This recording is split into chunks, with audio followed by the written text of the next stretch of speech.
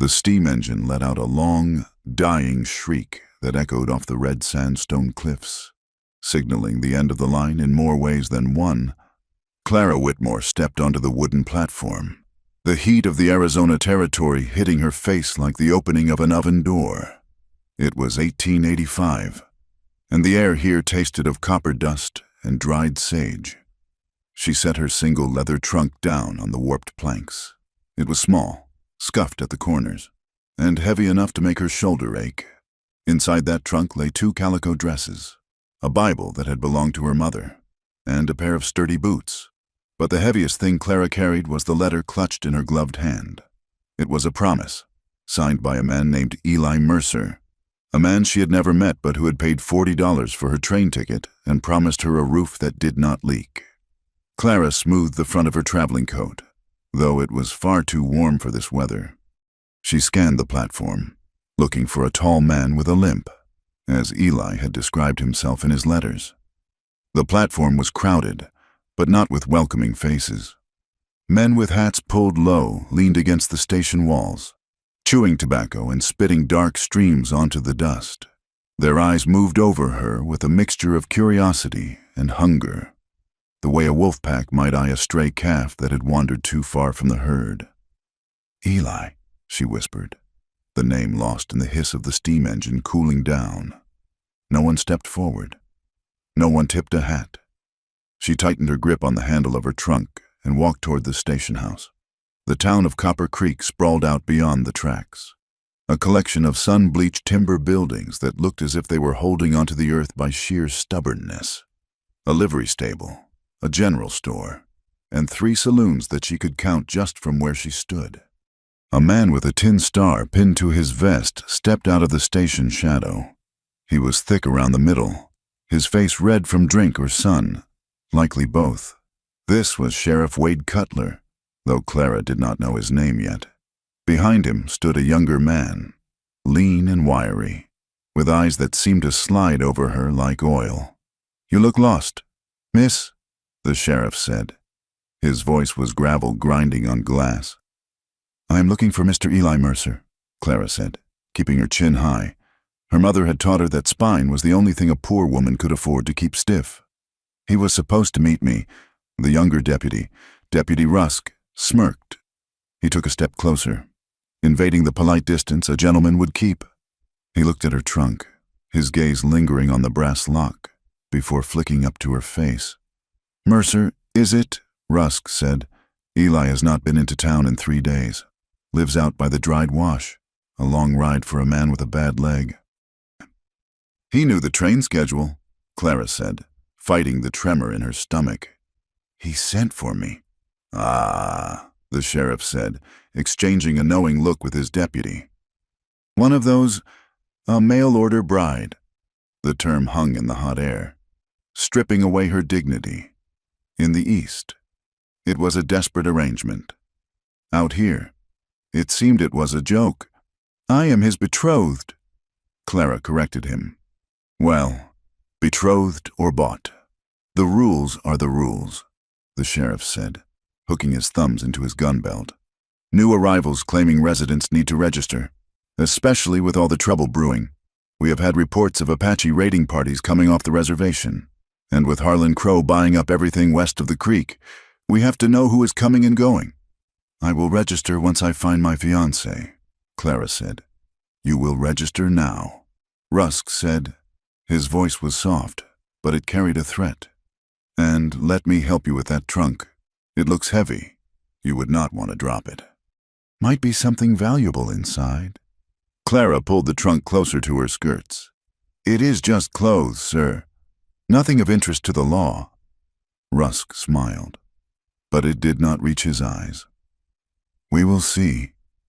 Clara managed to navigate past them, her heart hammering against her ribs. She felt their eyes on her back as she walked toward the only building that looked like a hotel. It was a 2-story structure with peeling white paint, bearing a sign that read, "The Drover's Rest." As she walked, she could hear the murmurs of the town. It was not a welcoming buzz. 2 women standing outside the millinery stopped talking as she passed, watching her with suspicion. "That is the one," one whispered. Mercer's girl. Fool, the other muttered. Coming here now, with the water war starting. She will be a widow before she is a bride. Clara kept walking, staring straight ahead, but her ears caught other fragments of conversation from the open doors of the saloon. Men were talking about the mail run. Crow says the Apaches are eyeing the route. $10,000 in payroll on tomorrow's stage. Water rights are worth more than gold right now. Clara reached the hotel and paid $2 for a room, an exorbitant price that left her purse frighteningly light. She hauled her trunk up the narrow stairs, the wood groaning under her feet. Once inside the small, stifling room, she locked the door and leaned against it. Closing her eyes, she was alone. Eli had not come. She moved to the bed and sat down, taking the letter out of her pocket. She had read it 100 times.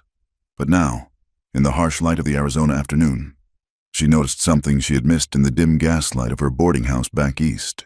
The wax seal on the back was broken, but it had been carefully melted back together. It was a clumsy job. The red wax slightly darker where a match had been held to it a second time. Someone had read this letter before she received it. A cold chill went through her despite the heat.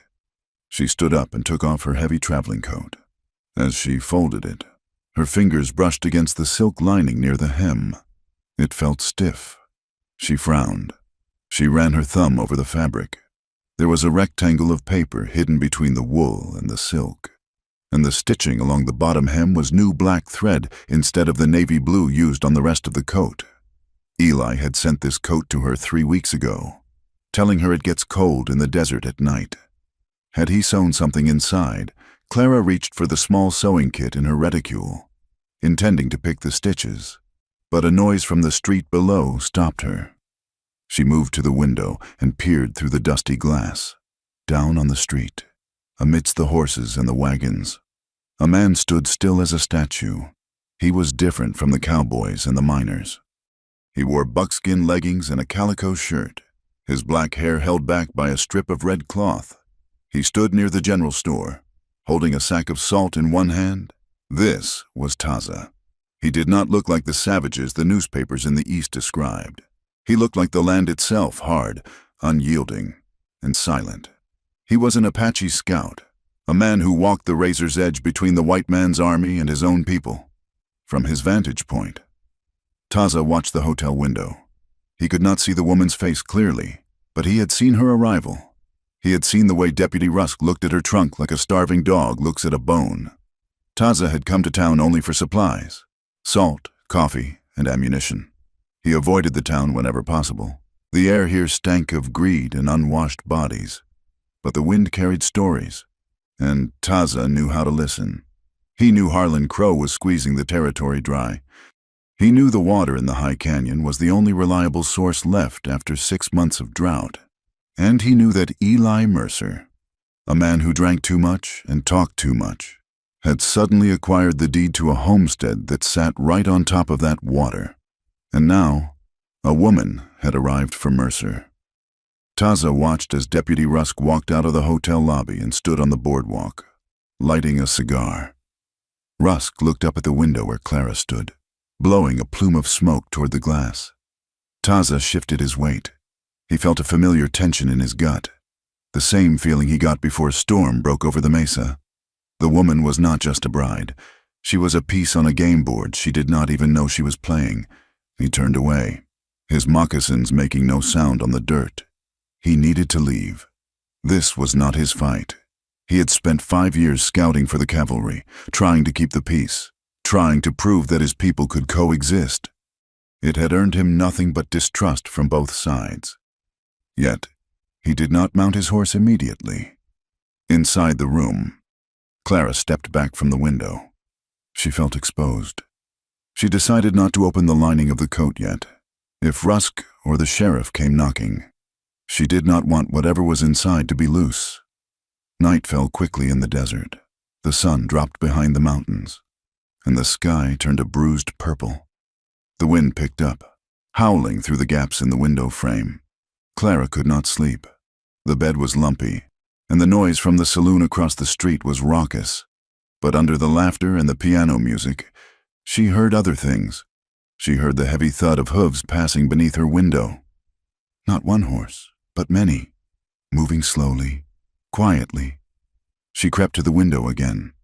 Below, in the shadows of the alley, she saw 3 men speaking to Deputy Rusk. They were not wearing badges. They wore dusters, long coats that hid their weapons. One of them was adjusting the saddle on a fresh horse. "Tomorrow," one of the men said. His voice carried on the wind. "Noon stage." "Make it look like the Apaches," Rusk replied. "Crow wants the army to clear that canyon out for good." "And the girl?" the man asked. "She has the package, or she knows where it is. Mercer talked before he went under," Rusk said. "We will grab her when she rides out to find him. It will be cleaner that way. Another victim of the savages." Clara gasped, her hand flying to her mouth. She backed away from the window, her heart pounding so hard she thought it would bruise her ribs. They were going to kill her. They were going to frame the Apache, and they were going to kill her to get whatever Eli had hidden. She looked at the coat lying on the chair, the hidden paper, the package. Panic rose in her throat, tasting of bile. She needed to leave, but where she knew no one. The sheriff was corrupt. The town was hostile. Outside, Taza was finishing his business at the stable. He tightened the cinch on his paint horse. He should ride out now. The moon was rising, and he could be back at his camp by dawn. But as he led his horse out, his eyes caught something on the wooden post of the corral, illuminated by the flickering light of a lantern. It was a small mark, drawn in white chalk, a circle with a line through it, and 3 jagged marks below it. "To a white man." It might look like a child's doodle, but Taza knew the signs of the road. It was a thief's mark. It meant, "Wait here, big haul coming." But below it, someone had scratched a second symbol, a symbol that belonged to a specific group of mercenaries Harlan Crow employed. It was a warning to the locals to stay off the road tomorrow. Taza looked from the mark to the hotel window on the 2nd floor. The light was still on. The woman was awake. He narrowed his eyes. He had seen the fear in her posture at the station. She was soft hands and soft eyes, made for parlors and gardens, not for the harsh reality of the territory. She was walking into a massacre. "Let it be," the voice in his head said. "She is one of them." But Taza remembered the way she had stood up to Rusk. She had been afraid, yes, but she had not cowered. He swung onto his horse, the leather creaking. He would not intervene tonight. To intervene in town was suicide, but he would not ride back to camp yet. He turned his horse toward the ridge that overlooked the road to Mercer's homestead. If she was foolish enough to leave tomorrow, she would need more than a Bible to save her. Up in her room, Clara sat on the edge of the bed, the coat clutched in her arms. She did not sleep. She listened to the wind, and for the first time in her life, she realized that silence was not peaceful. Silence was just the world holding its breath before the scream. She waited for the sun. She had to find Eli. If he was alive, he was the only one who could explain. And if he was dead, well, Clara Whitmore had not traveled 2,000 miles to die without a fight. She looked at the coat one last time. Tomorrow, she would wear it. Whatever was inside was her leverage, or her death warrant. Down on the street, the chalk mark on the post seemed to glow in the moonlight, a silent promise of violence waiting for the dawn. The morning sun rose over Copper Creek like a lit match, promising a day of unrelenting heat. Clara stood by the buckboard wagon, her knuckles white as she gripped the side of the wooden seat. Deputy Rusk stood nearby, his thumb hooked into his belt, watching the stable boy load the mail sacks.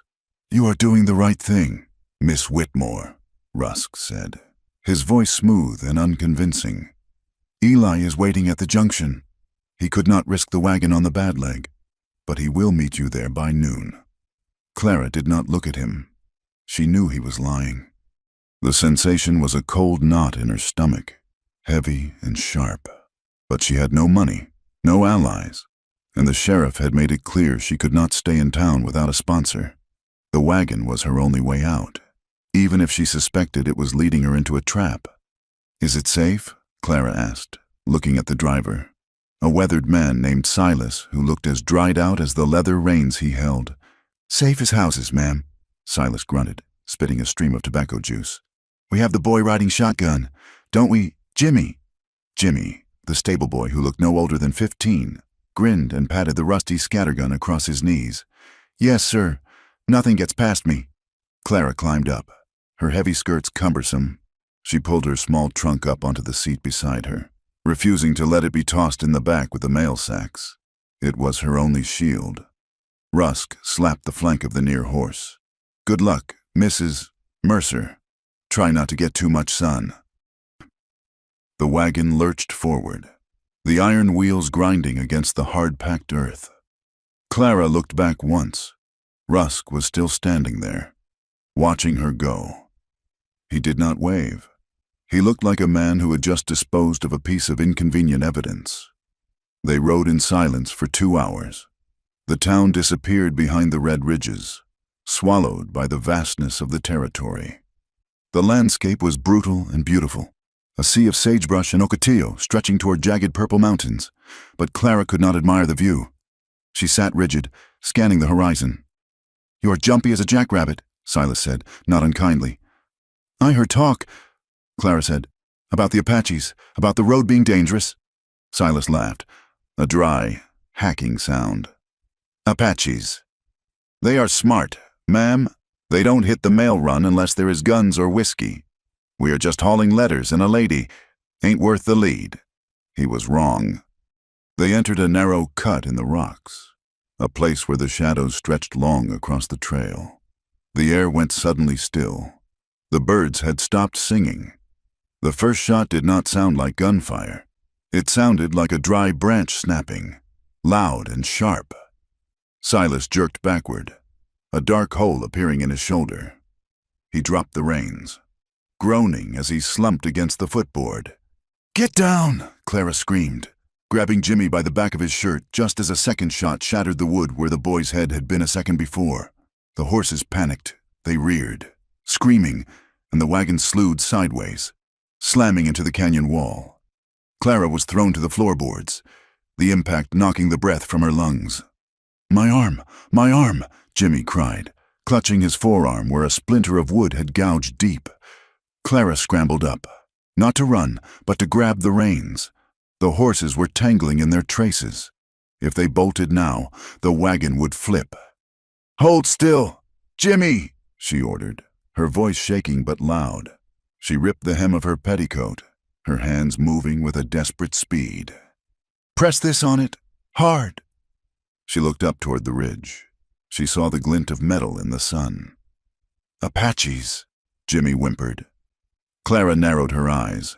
She saw a hat, a wide-brimmed hat, and a long canvas coat. "No," she whispered. "Those are not Apaches."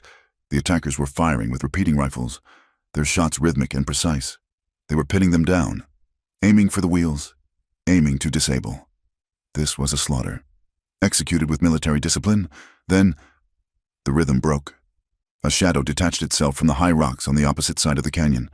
It moved with fluid grace, dropping 10 feet to a ledge, then sliding down a shale slope amidst a cloud of dust. It was Taza. He did not yell. He did not make a sound. He raised a rifle, an old single-shot Springfield, and fired once. On the ridge above, one of the attackers cried out and stopped firing. Taza hit the ground running. He moved like smoke, darting between the boulders, closing the distance to the wagon. He reached the side of the buckboard just as a bullet kicked up dirt inches from his moccasins. He looked over the rim of the wagon bed. His eyes were dark, intense, and completely devoid of panic. He saw Silas, unconscious and bleeding. He saw Jimmy, pale and shaking. And he saw Clara. She was kneeling in the dirt and blood, her hands pressed tight against the boy's wound.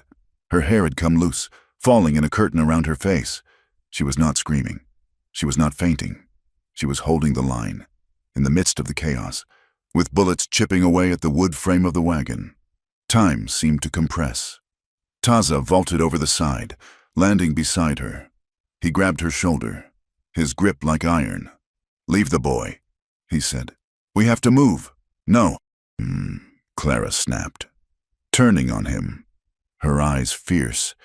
"He is bleeding out." Taza looked at her, really looked at her. In 10 minutes of hell, he saw more of her spirit than Eli Mercer would have seen in a lifetime. She was terrified. Yes, her hands were trembling, but she was doing the work. She had the blood of another on her hands, and she had not run. He made a decision. It hit him with the force of a physical blow. "He will live if we draw their fire," Taza said. His voice was low, cutting under the noise of the gunfight. "They want you, not the boy." Clara froze. "Me?" "You come with me," Taza said. The command was absolute, sharp as a knife edge. "Right now." Clara hesitated, looking at the dying Silas, at the terrified Jimmy, and then at this stranger with the painted face and the eyes of a hawk. "I am Eli's wife. I cannot just go with—" "Eli is not coming." Taza cut her off. He did not shout, but the intensity of his voice silenced her. "There is no meeting. There is only a grave waiting at the junction. These men are not bandits. They are cleaners. They are hunting you." A bullet smashed into the seat back, sending a shower of splinters into Clara's hair. "Stay, and you die," Taza said, extending a hand. "Follow me, and you live." It was a choice between the known terror and the unknown savior. Clara looked at the man's hand. It was calloused, scarred, and steady. She grabbed her small trunk with one hand and took Taza's hand with the other. "Go," she breathed. Taza pulled her up. He shouted something in Apache to the boy, a command to stay down, and then he dragged Clara over the far side of the wagon. "Run," he ordered. "Toward the gap in the rocks. Do not look back." They ran. The heat was a physical weight, pressing down on Clara's chest. Her boots slipped on the loose shale. Her breath came in ragged gasps. The trunk banged against her leg, bruising her. But she refused to let go. Behind them, the firing intensified. The attackers had realized their prize was escaping. Taza moved ahead of her, leading her into a narrow fissure in the canyon wall that a horse could not navigate. He moved with an efficiency that was terrifying to watch. He did not waste a single motion. They scrambled up a steep incline, the red rock tearing at Clara's dress. Her lungs burned. The sun felt like a hammer striking the top of her head. "Faster," Taza urged, reaching back to haul her up a ledge. "I cannot." Clara gasped. "You can," Taza said, "or you end here." They crested the ridge and dropped down into a dry wash on the other side. Here, the walls of the canyon offered some cover. Taza did not stop. He led her toward a dense thicket of mesquite where a paint horse was tied, hidden from the road. "We ride double," Taza said, untying the beast. As Clara moved to mount, a shot rang out from high above on the ridge they had just crossed. The attackers had gained the high ground. The bullet did not hit flesh. It struck the corner of Clara's trunk, which she was lifting up to the saddle. The impact tore the leather open. The lock shattered. The trunk fell from her hands, hitting the rocky ground hard. The false bottom, already weakened by the bullet, burst open. Papers spilled out onto the red dirt. Not letters, not clothes. A heavy, folded parchment rolled open in the dust. It was a map, a detailed survey map of the territory, with blue lines drawn carefully in ink, and a ledger, a small, black book that fell open to a page stamped with a red wax seal, the seal of the Territorial Land Office, but signed over it was a large, sprawling signature, Harlan Crow. Clara stared at the mess.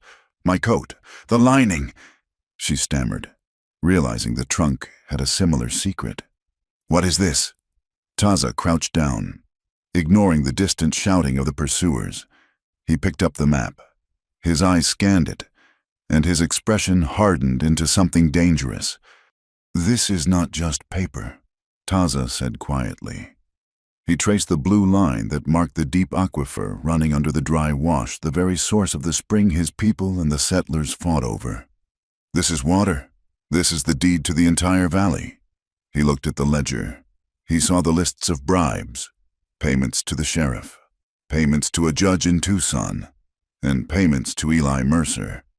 "Mercer sold us out," Taza said, the realization bitter on his tongue. He sold the water rights to Crow, but he kept the proof. Insurance. He looked up at Clara. She stood there, dusty, bleeding, and bewildered. She had thought she was carrying a Bible and a wedding dress. Instead, she was carrying the death warrant for a tribe and the corruption of a town. "You did not know," Taza stated. It was not a question. "No," Clara whispered. "I swear, I just wanted a home." "Grab them," Taza commanded. "Put them in your dress. Leave the trunk." Clara scooped up the papers, her hands shaking violently. She shoved them into the bodice of her dress, against her skin. "Up," Taza said, swinging onto the horse and pulling her up behind him. She wrapped her arms around his waist. He smelled of sage smoke, horse sweat, and leather. He felt solid, like the rock walls around them. Taza kicked the horse into a gallop, guiding it down the twisting, dried-out riverbed. They rode hard, putting miles of broken country between them and the road. The sun began to dip, painting the sky in violent shades of orange and blood red. The heat did not break, it just changed texture, becoming a suffocating blanket. They did not stop until the moon was high and white. Taza guided the horse up a narrow goat trail to a shallow cave hidden halfway up a mesa. It was defensible. It faced east, so they would see anyone coming. He helped Clara down. She stumbled, her legs numb from the ride. She sank onto the stone floor of the cave, leaning back against the cool rock. Taza began to unsaddle the horse, his movements rhythmic and calm. Clara watched him.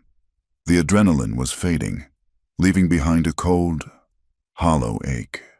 She looked at her hands. The blood on them had dried to a rust color. It was Jimmy's blood. "Is he dead?" she asked, her voice cracking. "The boy." Taza did not turn around. Maybe not. The men Crow hires are professionals. They do not kill without reason. The boy was not the target. You were—" Clara shuddered.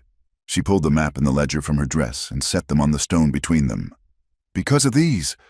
Taza turned then. He built a small fire, barely a flicker, just enough to warm some coffee in a tin cup. He sat across from her, the firelight dancing in his dark eyes. "You were brought here to be a courier, Clara," Taza said, using her name for the first time. Mercer knew he was a marked man. He needed a way to move the leverage out of town. "Who suspects the mail-order bride?" "He never wanted me," Clara said. The realization hurt more than the ride. "He never wanted a wife." "He wanted a mule," Taza said brutally. "And now he has thrown you to the wolves." Clara looked out at the vast, empty darkness of the desert. The wind howled through the canyon, a lonely, mournful sound. Yesterday, she had been a woman with a ticket and a dream of a small house with a porch. Tonight, she was a fugitive. She was alone in the wilderness with an Apache warrior who had saved her life but owed her nothing. "What happens now?" she asked. Taza handed her the tin cup. Their fingers brushed. His skin was warm. "Now," Taza said, looking at the papers, "you are at war. You can burn those papers and maybe Crow lets you run away. Or you keep them, and they will hunt you until the ocean." Clara took the cup. She drank the bitter coffee. It scalded her throat, waking her up. She thought of the sheriff's smirk. She thought of Rusk's lying eyes. She thought of the way they had looked at her like she was nothing more than cattle to be moved or slaughtered. She set the cup down. She placed her hand over the map. "I am not running," Clara said. Taza looked at her. A faint smile touched the corner of his mouth. It was the first time she had seen anything other than stoicism on his face. "Good," he said. "Get some sleep. Tomorrow. The desert will try to kill you too." Clara lay down on the hard stone, pulling her coat, the coat that had been a lie, over her shoulders. She watched Taza move to the mouth of the cave, where he sat with his rifle across his knees, watching the dark. She was not safe. She was not home. But for the first time since she stepped off the train, she felt like she had made a choice that was her own. And watching the silhouette of the Apache warrior against the stars, she knew she would not have to make the next one alone. The sun was not merely a celestial body in the Arizona territory. It was a physical weight, a hammer that struck the earth with relentless fury. For 3 days. Clara Whitmore learned that the desert was not empty. It was full of thorns that tore at her hem, rocks that bruised her soles through the leather of her boots, and a silence so profound it felt like a scream held in the throat. Taza did not coddle her. He moved with a fluid, ground-eating stride that forced Clara to push her body beyond what she thought was its breaking point. They had left the cave before dawn, moving deeper into the broken country where the red rocks twisted into shapes like cathedral spires and skeletal fingers. "Step where I step," Taza said, his voice low. He pointed to a patch of hard shale. "Leave no print. If you step on sand, brush it back with a branch. If you step on rock, check for moss that might tear." Clara nodded, her throat too dry to speak. She watched his feet, wrapped in high-toed moccasins, and tried to mimic his placement. It was a dance of survival. "Water," Taza said an hour later, stopping in the shade of a twisted mesquite. He unslung the canteen he had taken from the saddlebag. "Do not swallow. Hold it in your mouth. Let the dust settle. Let your tongue soak it up. Then swallow." Clara took the canteen. Her hands shook. She wanted to guzzle the tepid water, to flood her parched throat. But she remembered his warning, "Drink too fast, and you vomit, vomit, and you die." She took a sip, holding the liquid in her cheeks until it felt sweet. Then let it slide down. She handed the canteen back. Taza watched her, his dark eyes assessing. He had expected her to complain. He had expected her to lag behind or weep for the comforts of the East. Instead, she wiped the sweat from her forehead with a dirty sleeve and tightened the laces of her boot. "We stop here for the high sun," Taza said. "We move again when the shadows stretch," while the sun baked the stones around them.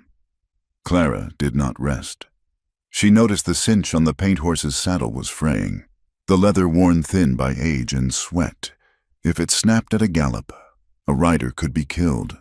She reached into her pocket, where she had stashed the small sewing kit she always carried, a habit from her days working in a textile mill. She took out a heavy needle and a spool of waxed thread. Taza was cleaning his rifle, his back to her, but the rhythmic snick-snick of the needle punching through leather made him turn. He watched as she doubled the thread, stitching the layers of the cinch back together with a cross-stitch that was neat and incredibly strong. "Where did you learn to work leather?" Taza asked. "I did not," Clara said, not looking up. "But I fixed the belts on the looms in Massachusetts. Leather is just skin that has forgotten how to bleed. It stitches the same." She tied off the knot and bit the thread. She handed the cinch to him. Taza ran his thumb over the repair. It was professional work, stronger than it had been before. "You have useful hands," Taza said. It was the highest compliment he could give. "I also know why your shoulder is stiff," Clara said, pointing to the way he favored his left side. "You took a graze during the ambush. The wound is closing, but it is hot." She walked to a cluster of bushes she had spotted earlier, near the dry wash. She stripped the leaves from a creosote bush and found a patch of mallow. She crushed them between 2 stones, spitting a little water into the mix to make a paste. "Apply this," she said, holding out the green mash. "It draws the heat and keeps the rot out. My grandmother used it for cuts." Taza hesitated. He looked at the green paste, then at her determined face. He unbuttoned his calico shirt, revealing a raw, angry furrow along his deltoid where a bullet had kissed the skin. He let her apply the poultice. Her fingers were cool and firm. The stinging subsided almost instantly, replaced by a dull numbness.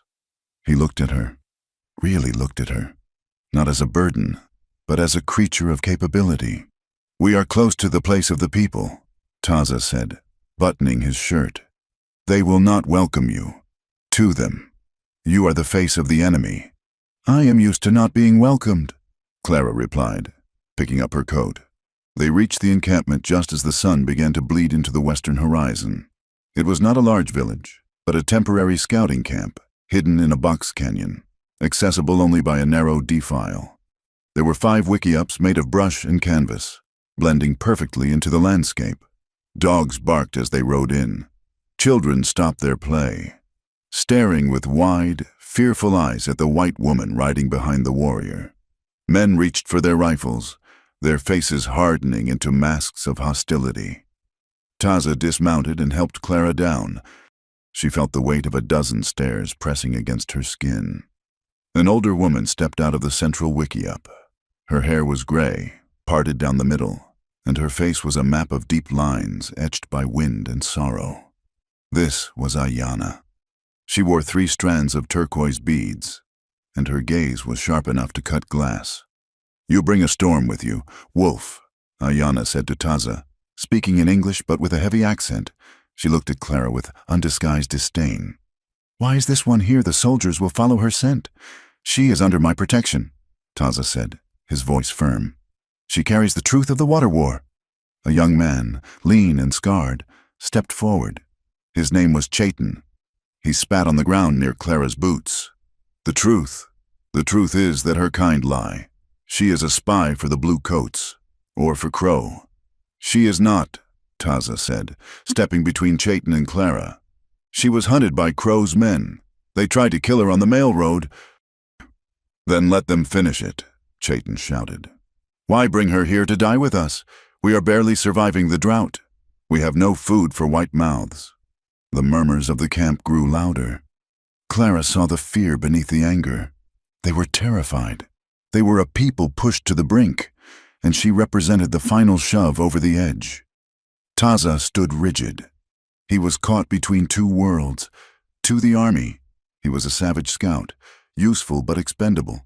To his own people, he was a man who wore the army's coin, a man who walked too close to the enemy. Bringing Clara here was a violation of their safety. Clara saw his conflict. She saw the way his shoulders tightened. She realized that if she stayed silent, she would destroy his standing with his own family. She stepped out from behind Taza. "I do not ask for your food," Clara said. Her voice shook, but she forced it to be loud enough to carry. "And I do not ask for your pity." The camp went silent. Ayanna looked at her with narrow eyes. "I have hands," Clara said, holding them up.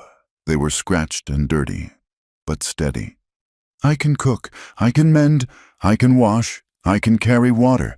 I will earn my place by the fire, or I will sleep in the cold." She reached into her pocket and pulled out the map and the ledger, the papers she had saved. "And I carry the names of the men who are stealing your water," Clara continued. "Not just my enemies, your enemies. If I die, this proof dies, and Crow takes the river forever." Ayanna stared at her for a long moment. Then she looked at the sewing kit hanging from Clara's belt. She looked at the repair on Taza's saddle. "The white women usually scream," Ayanna said dryly. "Or they faint." "I have done both," Clara admitted. "But today I'm done with that." Ayanna grunted. It was not a smile, but it was an opening. "There is a deer hide that needs scraping. It is bloody work. Do you have the stomach for it?" "Show me," Clara said. "Clara." For the next 2 days, Clara worked harder than she had ever worked in the mill. Her hands, already rough, became raw. She scraped hides until her shoulders burned. She gathered wood. She hauled water from the trickle of a spring deep in the cave system. She did not complain. She did not ask for special treatment. Taza watched her from a distance. He saw the way the other women slowly began to tolerate her presence. They did not speak to her as a friend, but they stopped looking at her as a monster. But the peace was fragile. On the 3rd morning, Taza rode out before dawn to check the perimeter. He returned at noon, his horse covered in foam, his face grim as a thunderhead. He found Clara near the fire, grinding corn with a heavy stone. He signaled for her and Ayanna to follow him away from the others. "Rusk has made his move," Taza said. His voice was cold, devoid of emotion, which Clara now knew meant he was furious. "What happened?" Clara asked. "I found a wagon on the old trade road," Taza said. "A mail wagon, overturned. Another ambush." "A stage," Taza corrected. "The driver was dead, shot in the back, but he had been mutilated, scalped." Clara gasped. Ayanna's face darkened. "It was not us," Ayanna hissed. "We have not raided the mail road in 2 winters." "I know," Taza said. "The cuts were wrong. Crude, done with a heavy knife. not obsidian or razor steel, and they left arrows. Arrows with fletching from the Chiricahua band, my band. They are framing you? Clara whispered. To give the army a reason to wipe this camp out. Rusk is not just framing us, Taza said, looking directly at Clara. He left a witness, a traveler, a man he paid to run back to town and say he saw Apache warriors led by a scout. He described me. The weight of the accusation hung in the air. Taza was not just a suspect. He was now the villain in a story Rusk was writing in blood. If the army believes this, Taza said, they will bring the cannons. They will not ask for permits. They will clear the canyon to protect the mail. And Crow gets the water, Clara finished. That night, the mood in the camp was heavy with dread. The men sharpened their knives. The women packed dried meat, preparing to run again. Clara could not sleep. She sat by the dying embers of the fire, staring into the red glow. Taza sat opposite her, running a whetstone along the blade of his knife. Shh, shh. The sound was rhythmic, hypnotic. You should leave, Taza said suddenly. He did not look up. Go north. There are settlements where they do not know you. You can start over. And what about you? Clara asked. You will stay and fight a war you did not start. It is my life, Taza said. I walk between the lines. Eventually, the lines close. Clara looked at him. The firelight softened the harsh angles of his face. She saw the exhaustion there, the bone-deep weariness of a man who had never had a place to simply be. I had a dream, Clara said softly. Before I came here, I dreamt of a house with a porch. Not a big house, just mine. A place where I did not have to answer to a foreman, or a landlord, or a husband I did not choose. A place where I did not have to ask permission to exist. Taza stopped sharpening the knife. He looked at her across the fire. The Apache have no word for that kind of loneliness, he said. We belong to the land and to each other. To be without a people is to be a ghost. I have been a ghost my whole life, Clara said, until I met you on that road. The admission hung between them, fragile and dangerous. It was not a declaration of love, but of recognition. Two ghosts, finding substance in each other. We cannot run, Clara said, her voice finding strength. If I run, Crow wins, Rusk wins. They steal the water, they kill your people, and they write the history books to say we were the villains. I am tired of men like that writing my story. The alternative is death, Taza said. The alternative is fighting back, Clara countered. She reached into her dress and pulled out the ledger. We have the proof, but proof is useless in the desert. We need a judge. We need the doctor at the fort who writes reports for the government. We need Eli. Taza frowned. Eli Mercer sold you. Eli Mercer is a coward, Clara said. But he is the other signature on this deed. If he is alive, he is the only one who can testify that Crow forced him to sign. With him and this book, we can stop the army.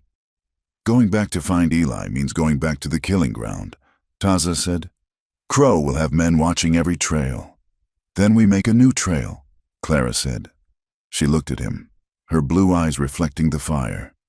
You are the best scout in the territory. Get me to Eli. I will make him talk.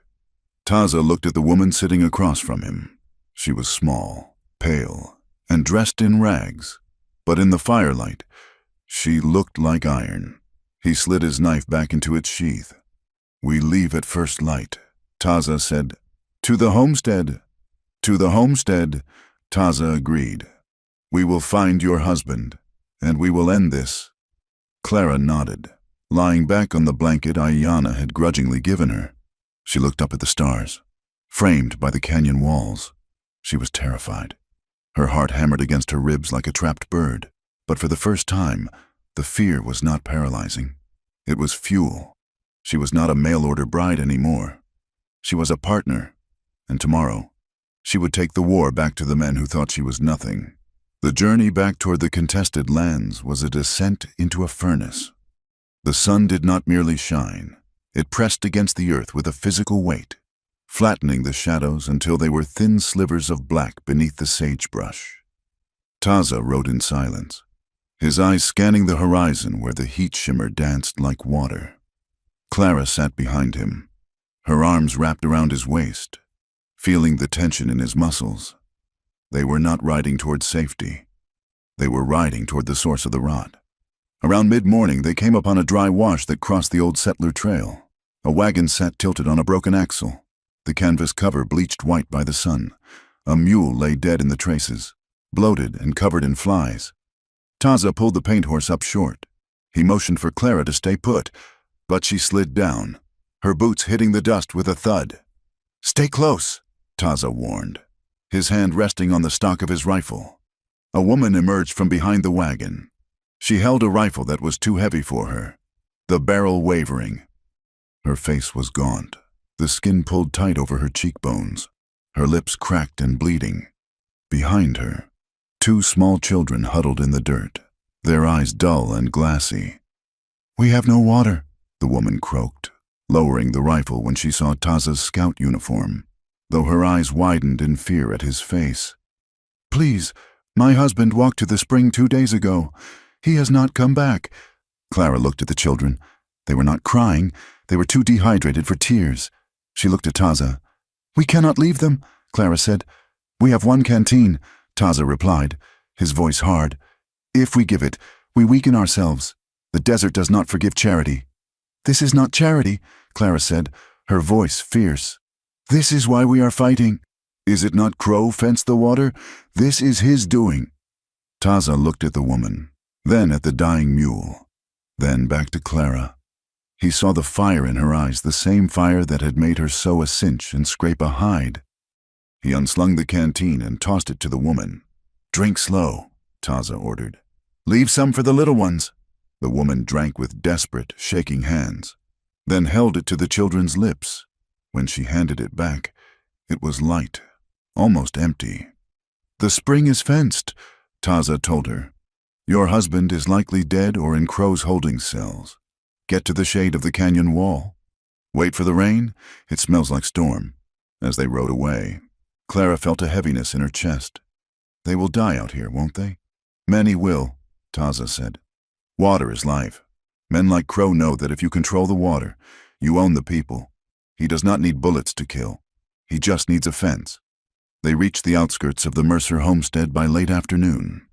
It was a miserable plot of land, dominated by a shack with a sagging roof and a corral that had not seen a horse in months.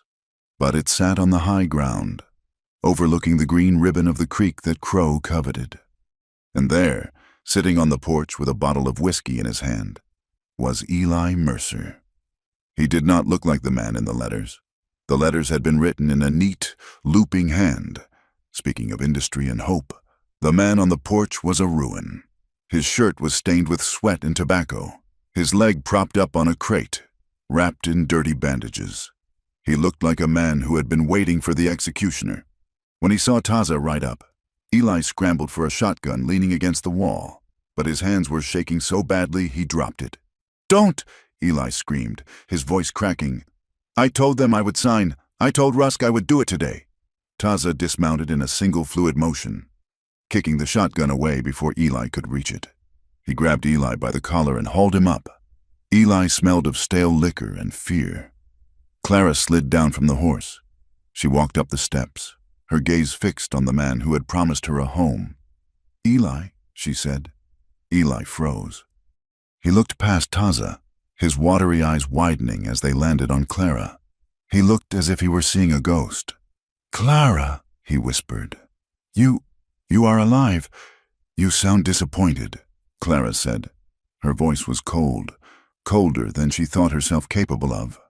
No, Eli stammered, looking from her to the Apache warrior holding him. "They said the stage was hit. They said everyone was dead.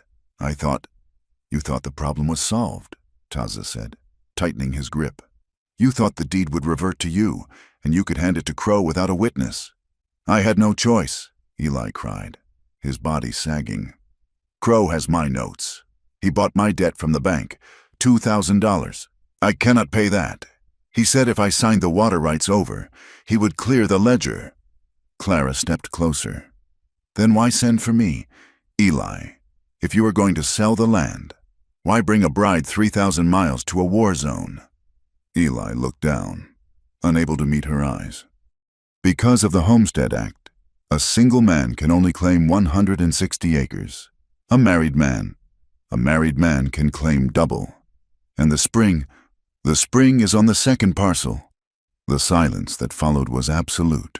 The wind whistled through the gaps in the shack's timber, a lonely, accusing sound. Clara felt the breath leave her lungs. It was not a heartbreak she did not love this man, but it was a shattering of her own dignity. "You did not want a wife," Clara said, her voice trembling with suppressed rage. "You wanted a signature. You bought me for $40 so you could claim more land, just to sell it all to Harlan Crow. He was going to kill me." "Clara," Eli sobbed. "He broke my leg just to show me he could. I needed a wife on paper to perfect the title. I thought you would come, sign the papers, and I would give you half the money. I never meant for you to get hurt." "You bought me to sell me," Clara said. "I was just livestock to you. Another head of cattle to round up the acreage." She looked at him, really looked at him, and saw a coward. A man so broken by the frontier that he had sold his soul for a clear ledger. "I am not your wife," Clara said, "and I never will be." Taza shoved Eli back against the wall. The warrior's face was a mask of fury. He pulled his knife from his belt, the steel glinting in the harsh sunlight. "You brought a woman into the line of fire to save your own skin," Taza growled. "You framed my people for the raids you let happen. You are worse than Crow. Crow is a wolf. You are a jackal." Taza raised the knife. Eli shrieked, covering his face. "Taza!" Clara shouted. The blade stopped an inch from Eli's throat. Taza did not look away from Eli, his muscles coiled tight as springs. "He is worth death," Taza said. "He is," Clara agreed, stepping forward and placing her hand on Taza's arm. "But he is not worth your soul, and we need him. We need him to tell the doctor at the fort what he just told us." Taza looked at her hand on his arm. He took a deep breath, the rage slowly receding behind his stoic mask. He lowered the knife. "You are lucky she has more honor than you." Taza spat at Eli. Crack! The sound of a rifle shot tore through the air. Wood splintered on the door frame inches from Taza's head. "Inside!" Taza roared, shoving Clara through the door of the shack and dragging Eli in behind her. Another shot punched through the window, showering the room with glass. "They found us," Taza said, moving to the window and peering through a crack in the shutters. "3 riders, up on the ridge. They have Sharp's rifles, long range." "Crow's men," Eli whimpered, huddled on the floor. "Who else?" Taza said. He turned to Clara. "We cannot stay here. This shack is a trap. They will pin us down and burn us out." "Where do we go?" Clara asked, grabbing the papers she had taken from the trunk, her only weapon. "The slot canyon," Taza said. "Behind the ridge. The storm is coming. It will cover our tracks." He grabbed Eli by the shirt. "You run or you die. Your choice." They burst out the back door, Taza providing cover fire with his Winchester. The boom of the heavy buffalo guns on the ridge echoed like thunder. Dust kicked up around their feet as they sprinted for the rocky, broken ground behind the homestead. The sky, which had been a brilliant, searing blue all day, was suddenly turning a bruised purple. The wind picked up, whipping grit into their eyes. The monsoon was arriving. They scrambled up the scree slope, slipping and sliding. Clara could hear the shouts of the pursuers below. They were mounting up, coming around the flank. "Faster!" Taza urged. They dropped into a narrow fissure in the rock just as the first fat drops of rain began to fall. Within seconds, the sky opened up. It was not rain. It was a deluge. The temperature plummeted 20 degrees in a heartbeat. "The flash floods will start soon," Taza shouted over the roar of the wind. "We need high ground." They navigated the twisting labyrinth of the slot canyon. The water was already rising around their ankles, cold and muddy. Eli was lagging, limping heavily, sobbing with every step. Taza spotted a small opening in the canyon wall, a shallow cave about 10 feet up the sheer rock face. "Up!" Taza commanded. He boosted Clara up, then hauled Eli up by his belt. He vaulted up last, just as a wall of brown water, churning with logs and boulders, roared down the canyon floor, obliterating the path they had just walked. They were safe from the flood and the bullets. But they were trapped. The cave was small, barely deep enough for the three of them. Eli crawled to the back, curling into a ball, shivering violently from shock and withdrawal. Clara sat near the front, hugging her knees. She was soaked to the bone. Her teeth chattered uncontrollably. The drop in temperature was brutal. Taza sat beside her. He took off his buckskin vest, which was relatively dry on the inside, and draped it over her shoulders. Then he reached into his saddlebag, which he had slung over his shoulder, and pulled out a tightly woven Navajo blanket. "Come here," Taza said. Clara did not argue. She moved closer to him. He wrapped the blanket around both of them, creating a cocoon of warmth against the stone. The storm raged outside, a curtain of gray water isolating them from the world.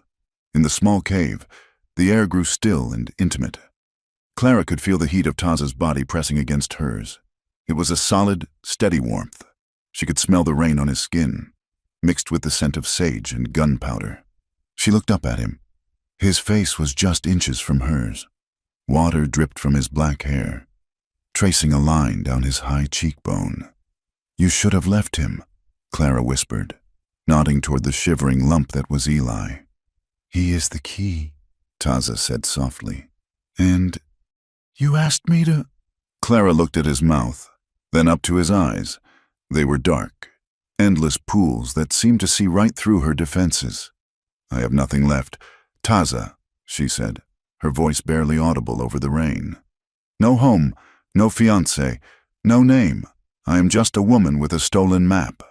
"You are Clara," Taza said. He said her name as if it were a title of nobility. "You are the woman who sewed my cinch. You are the woman who walked through the desert without weeping. You are not empty." He moved his hand. His fingers, rough and calloused, brushed against the inside of her wrist, right over her pulse. Her heart hammered against his touch. "I have spent my life fighting for land," Taza murmured, his gaze dropping to her lips. "Fighting for a place to stand, but standing here, with you, the ground feels solid." Clara leaned in. It was an instinct, a magnetic pull she could not resist. "I do not want to be saved anymore. Taza, I want to be chosen." "I chose you," Taza whispered. 10 minutes after I saw you. I chose you." He lowered his head. His lips brushed hers, tentative at first. A question asked in the dark. Clara closed the distance. She kissed him, her hands coming up to grip his wet shirt. It was not the polite, chaste kiss of a courtship. It was the desperate, hungry kiss of two people who had found the only warm thing in a cold world. It tasted of rain and adrenaline. Taza groaned low in his throat, his arm tightening around her waist, pulling her flush against him. For a long moment, the war outside did not exist. There was only the heat of their bodies, the friction of skin, and the overwhelming realization that they belonged to this moment, and to each other, as Taza pulled back, his forehead resting against hers, their breath mingling in the cold air. The boundaries between them had dissolved. "No more running," Clara whispered against his skin. "No," Taza agreed. The storm broke just before dawn. The rain stopped as quickly as it had begun, leaving the air scrubbed clean and sharp. Eli was asleep in the corner, twitching in his dreams. Clara stood up, folding the blanket. She felt different. The uncertainty that had plagued her since she stepped off the train was gone. She looked at Taza, who was checking the load in his Winchester. "We have a plan," Clara asked. "We take Eli to the fort," Taza said. "We go straight to the Major and Dr. Bennett.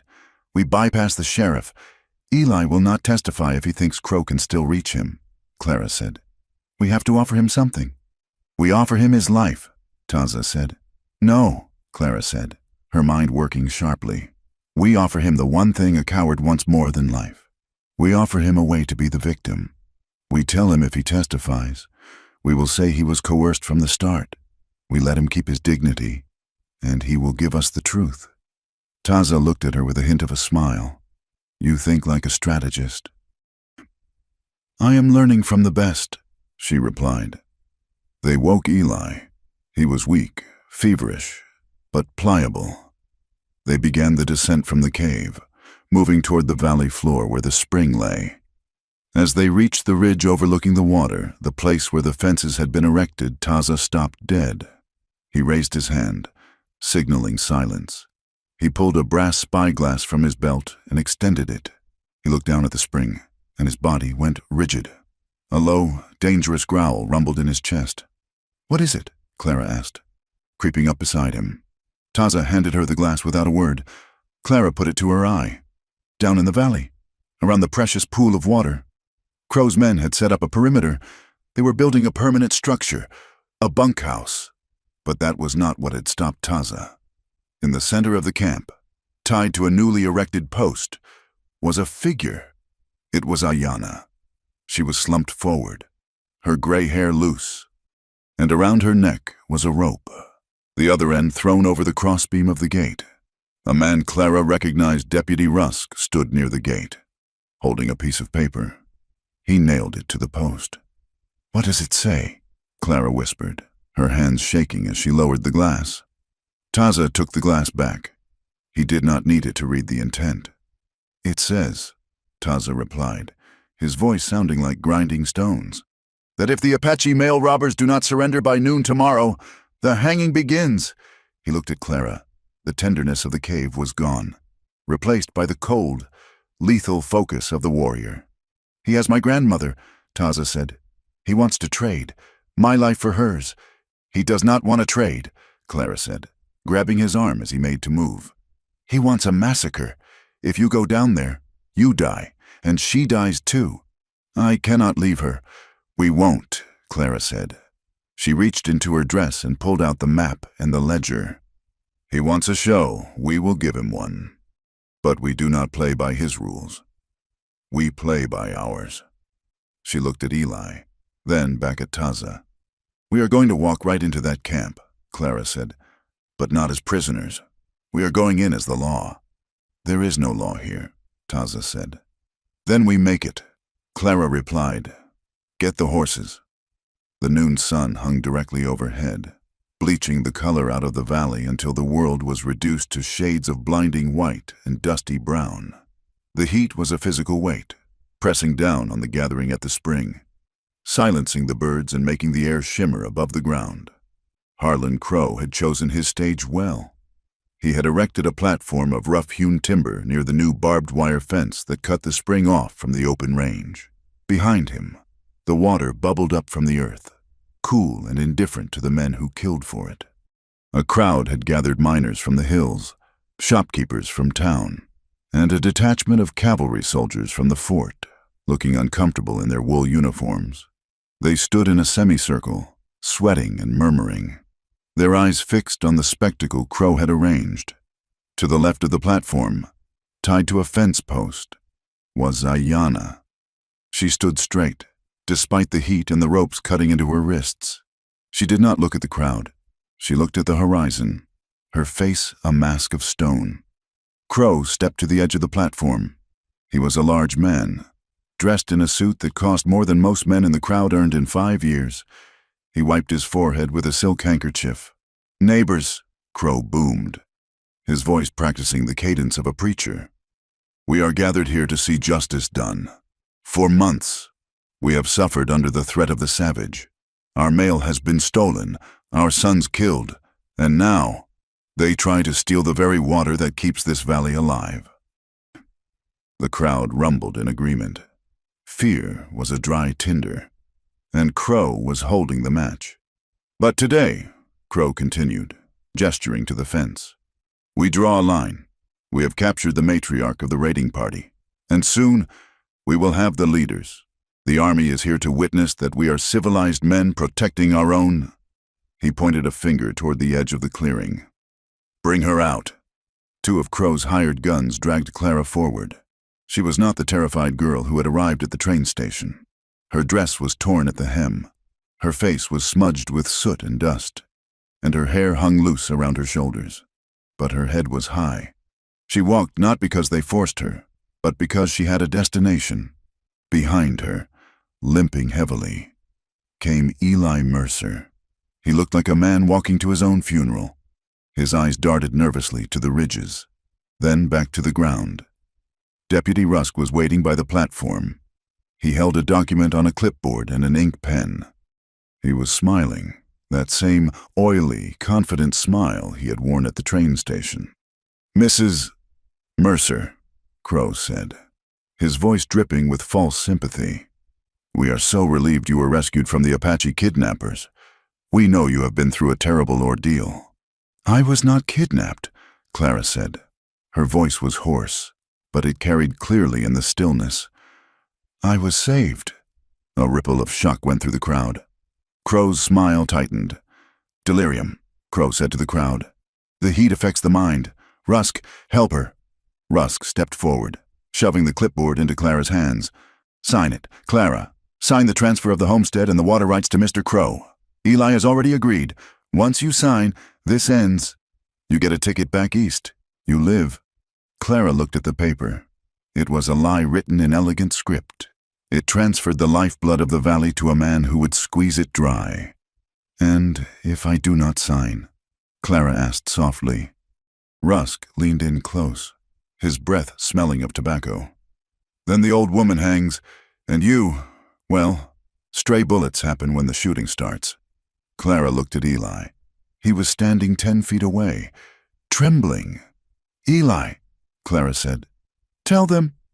Eli looked up. He saw the doctor from the fort, Dr. Bennett, standing near the soldiers with a skeptical look on his face. He saw the townspeople. He saw Crow's cold, dead eyes waiting for him. Eli stammered. "I just want to pay my debts." Crow clapped a heavy hand on Eli's shoulder. "See a man of honor. Now, sign the paper. My dear." Clara looked at the pen. She looked at the fence. She looked at Ayanna, who gave her a barely perceptible nod. Up on the ridge, hidden amidst the boulders 500 yards away, Taza lay prone. The barrel of his Winchester rested on a flat rock. Through the sights, he could see the bead of sweat rolling down Rusk's temple. Beside him lay Chayton, the young warrior who had once despised Clara. Now, Chayton held a mirror, waiting for the angle of the sun.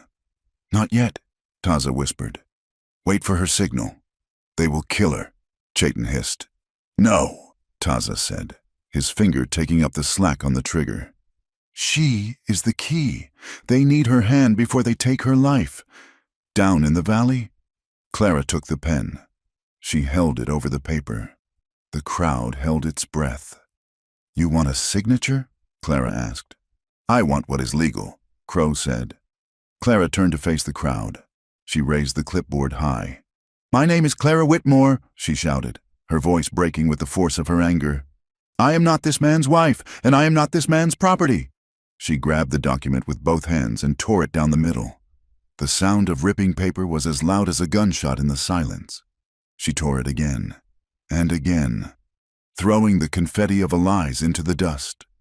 "I do not consent," Clara screamed. Crow's face turned a violent shade of purple. "Grab her." Rusk dropped his hand to his holster. At that exact second, Chayton tilted the mirror. A beam of concentrated sunlight flashed from the ridge, blinding the driver of the supply wagon parked near the corral. Simultaneously, Taza fired. He did not aim for Rusk. He aimed for the lock on the corral gate behind the platform, the corral where Crow's men had penned 30 spooked horses. The bullet shattered the iron lock. Chayton fired a second shot, hitting the ground right at the hooves of the lead stallion. Panic erupted. The horses, maddened by the heat and the noise, kicked the gate open and stampeded. They poured into the clearing like a river of brown muscle and terror, cutting straight through the line of Crow's hired guns. "Move!" Taza yelled, racking the lever of his rifle. Chaos swallowed the spring. Men screamed as they dived out of the path of the horses. Dust billowed up in a choking cloud, turning the noon brightness into a brown twilight. In the confusion, Clara did not run away. She ran toward the soldiers. "Dr. Bennett!" she screamed, diving under the platform as a horse thundered past. Rusk recovered first. He saw Clara moving. "Stop her, shooter!" Bullets began to zip through the dust. Taza and Chayton provided covering fire from the ridge, picking their targets with terrifying precision. They shot the hats-off gunmen, shot the dirt in front of the soldiers to keep them pinned, creating a corridor of chaos for Clara. Clara scrambled on her hands and knees. She reached into her bodice and pulled out the black ledger and the map. Dr. Bennett was crouching behind a water trough, trying to keep his horse calm. He saw the woman crawling toward him through the dirt. "Doctor!" Clara yelled, lunging the final 3 feet. She shoved the book into his hands. "Read it. Read the last page." Rusk emerged from the dust cloud, his revolver drawn. He saw Clara. He saw the book. His eyes went wide with panic. He raised his gun, aiming directly at Clara's chest. "Drop it!" Rusk screamed. Clara froze. She was 5 feet from the doctor, on her knees, exposed.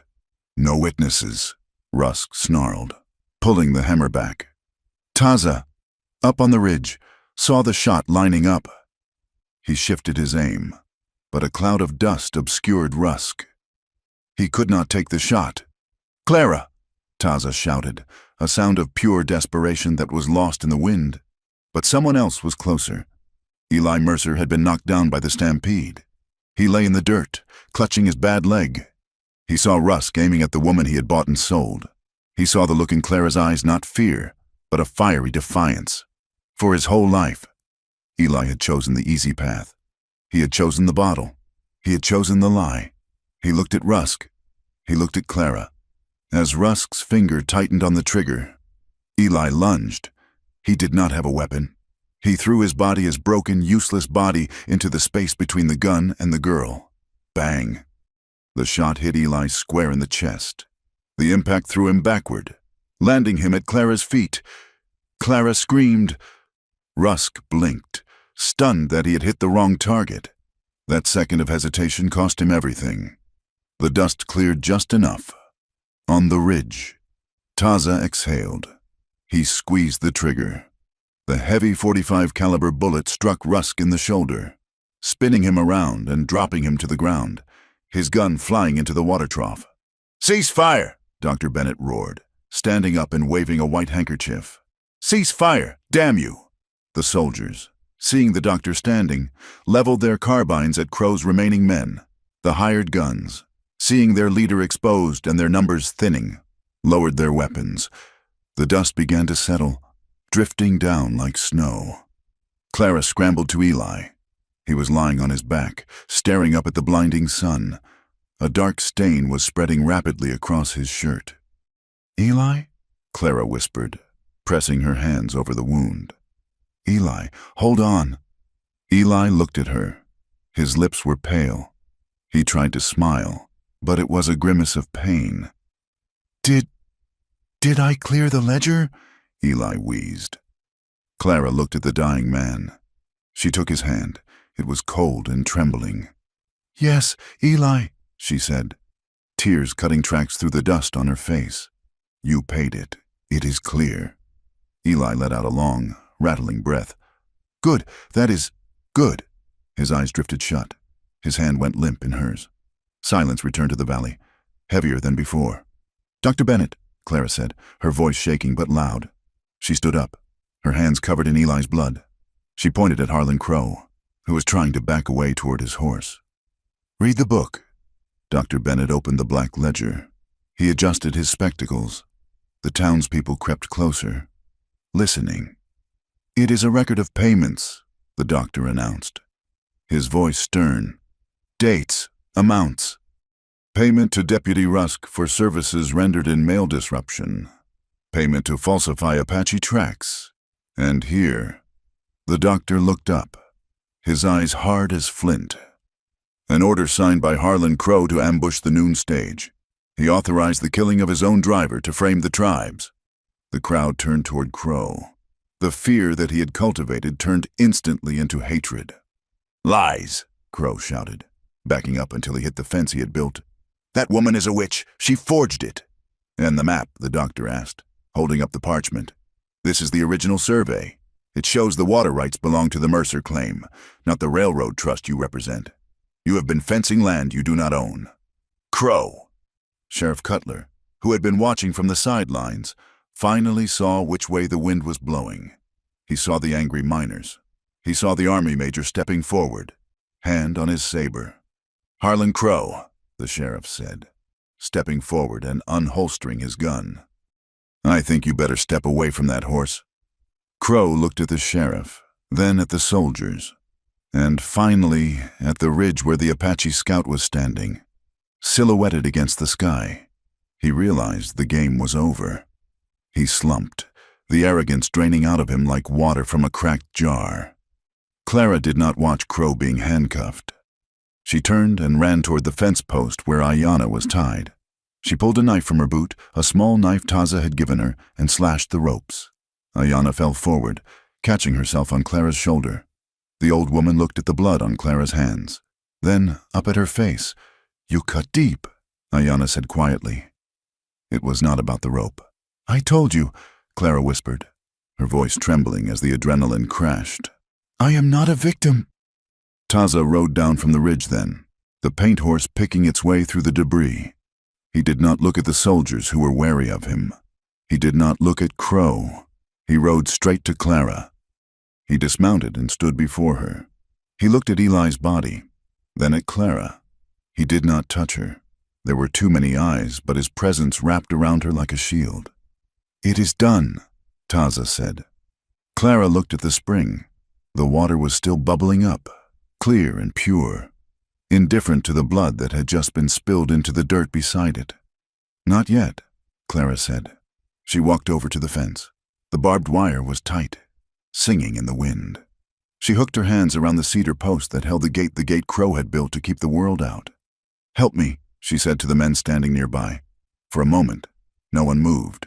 Then a miner stepped forward, then a shopkeeper, then Dr. Bennett. Together, they heaved. The post groaned, then snapped.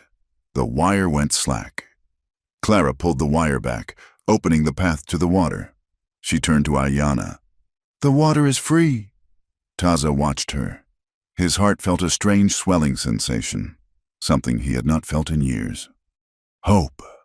But as the soldiers led Crow and the wounded Rusk away, and the townspeople began to carry Eli's body toward the wagon, Taza saw the cost in Clara's eyes. She had won. She had saved the land. But the girl who had wanted a porch and a quiet life was gone. In her place stood a woman forged in fire, standing in the blood of the man who had brought her here. "We go," Taza said softly to her. "The soldiers will have questions, but not today." Clara nodded. She wiped her hands on her skirt, leaving a dark smear. She climbed up behind Taza on the paint horse, not caring who watched, as they rode away from the spring, leaving the town to deal with its own rot. Clara rested her head against Taza's back. She did not cry. She just listened to the beat of his heart, the only steady rhythm in a world that had turned upside down. The silence that followed the gunfire was heavier than the noise itself. The valley, which moments before had been a cauldron of screaming horses, shouting men, and the sharp crack of rifles, now lay under a suffocating blanket of quiet.